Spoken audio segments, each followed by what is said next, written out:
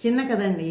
ఒక కుటుంబం ఉంటుంది. భార్య, భర్త ఇలా మొత్తం నలుగురు కుటుంబ సభ్యులు ఉంటారు. ఉంటేనేమో ఓ రోజేమో కొడుకు, కోడలు గదిలో పడుకొని ఏంటంటే కొడుకు, నాకు ఢిల్లీ ట్రాన్స్ఫర్ అయిపోయింది. నాకు చాలా తక్కువ జీతం వస్తుంది. కాబట్టి నేనేమో అక్కడ పెద్ద పెద్ద ఇల్లు తీసుకొని మనందరం వెళ్ళి ఉండలేము. ఒక చిన్న ఇల్లు తీసుకొని నేను తీసుకెళ్తాను. మా అమ్మ, నాన్న ఇక్కడ ఉంటారు. లేదా ఓల్డ్ ఏజ్ హోమ్‌లో జాయిన్ చేసిస్తాను అంటే అప్పుడు తల్లి వింటుంది. అప్పుడే పని చేసుకుని తల్లి తన రూమ్‌లోకి వెళ్తుంటే కొడుకు అన్న మాటలు విని కోడల మీద అనుమానం పడుతుంది. నా కోడలు ఇలాంటిది, అలాంటిది, ఇలా చేసింది, నెల రోజులకే ఇలా చేసింది.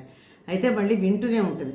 అప్పుడు కోడలు అంటుంది, అలా కాదండి, మీరేం చెప్పారు, చిన్నప్పటి నుంచి మీ అమ్మ నాన్న మిమ్మల్ని చాలా కష్టపడి పెంచారని చెప్పారు.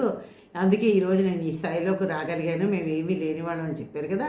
అలాంటప్పుడు అలాంటి పరిస్థితుల్లో వాళ్ళని వదిలేసి వెళ్ళడం మంచిది కాదు. నేను కూడా వాళ్ళతో పాటే ఉంటాను. మీరు వెళ్ళి మీ ఉద్యోగం ప్రమోషన్స్ వచ్చి పెద్ద జీతం వచ్చాక అందరం కలిసి ఉందాము, అత్తగారిని మామగారిని తీసుకుని అందరం ఉందామంటాను. ఇలాంటి కోడలు ఒక్కతుంటే చాలు కదా. Thank you.